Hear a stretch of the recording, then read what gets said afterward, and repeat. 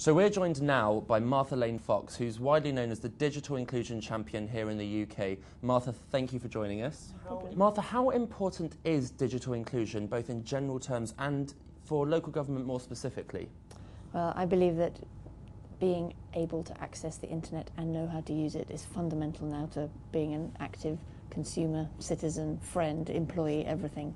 And I think that for the individual, the benefits are, manifestly enormous, both in terms of saving money, but also just being able to have the same tools as everybody else enjoys.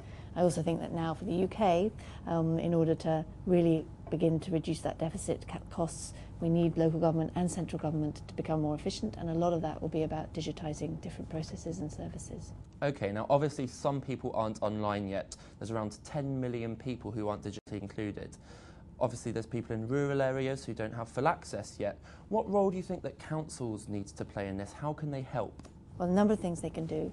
The first one, I think, is to just look at this issue very seriously and think about how access to the internet can both help their local communities, but also help them as a government and as a team operate more efficiently. The second is to embed some of this stuff in their corporate plans, so to put some ambitious goals, to put some ambitious ideas, and to say, out there, we're going to try and get 100% of our local community online, to start really mapping this out and make it a reality. And I think the final thing is just by bringing together local groups. There's so much happening across the UK. I've met hundreds and hundreds of people from Barnsley to Bristol to Birmingham to West London to Brighton, and everything is happening. It just needs to be joined up better. So I think that that's another role that local council can play. So what do you think needs to happen next? The next steps, I think, are, there are different choices that local government could make, but certainly becoming a partner of my campaign, Race Online 2012, would be one of them. They can go to our website, raceonline2012.org, and sign up and help us to solve the issue of all those people who've never used the internet. Also, as I've said, to embed some of this stuff in their corporate plans, that will be a real next step.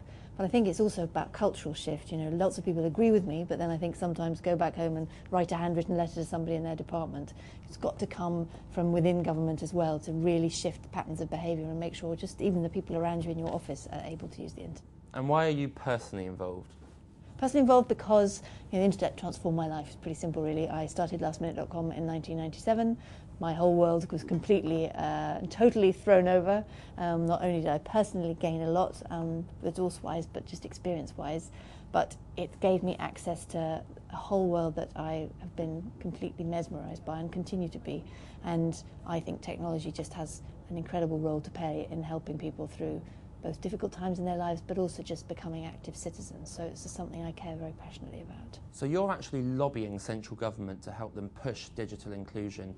How do you think they can help local government? Well, I think giving a direction of travel, I think central government has a role to play, that this is something we're taking very seriously for the UK. I think we have a real opportunity here in our country to create an exciting and digital country, a truly networked nation.